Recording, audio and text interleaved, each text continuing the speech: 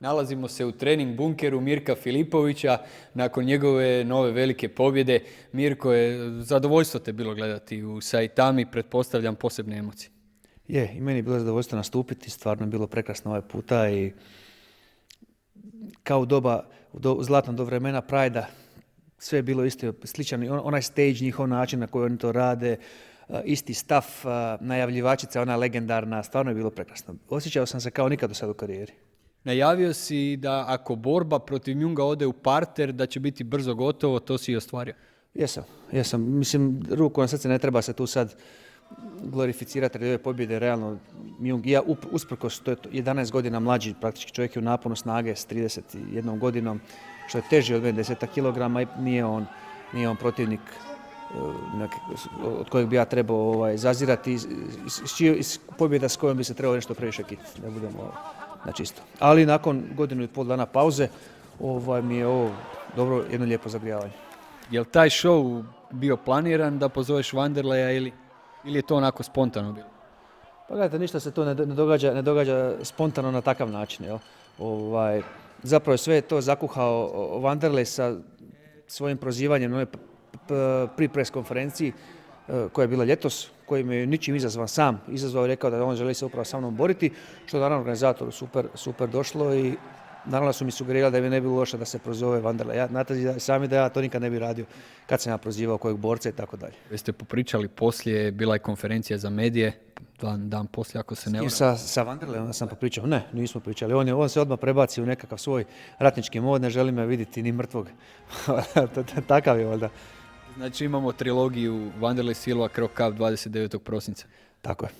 Ajmo malo o kvaliteti boraca Prohaska, Ali Akbari, o drugim mladim lavovima. Pa mogu reći da su me vrlo ugodno iznenadili borci ostali. Vjerujte mi, svi do jednog mogu nastupati i to kompetitivno u UFC-u. Tu me iznenadio iznimno Poljak, kako smo rekli, se ono zove, sa B, ne mogu rekao, čudno ime poljsko ima, ne mogu sjetiti što se borio protiv Litvanca, a u Štoklijusa ljudi su prikazali zaista vrhunsku borbu. Vrhunska borba.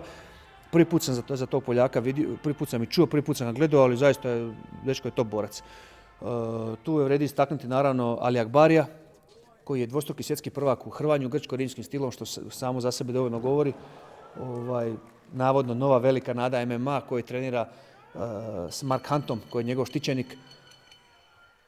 Tu je Prohaska, tu je Rus, Moldakov, Fedorov štićenik, odličan borac, kompletan borac, radi vrhunski parter, boks, sambaš, odličan, to je dečko 24 godine, tako da će to biti stvarno jedan iznimno jak turnir. Do sada si radio K1 turnire 90-ih po 3 borbe u jednoj večeri. Sada bi trebao u 3 dana, ako želiš osvojiti turnira, pretpostavljam naravno da želiš, dobiti 3 meča u 3 dana. Paklen tempo.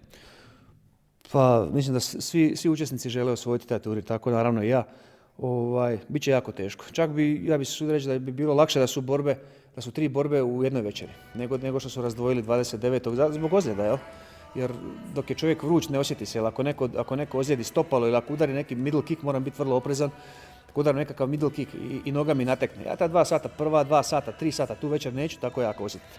A kad se to prespava, kad se to ohladi, na tu nogu ja više ne mogu stati. I pitanje je da li bi mogao ući nakon 2 dana, da li bi mogao raditi sljedeće 2 borbe. Mirko, hvala ti na razgovor.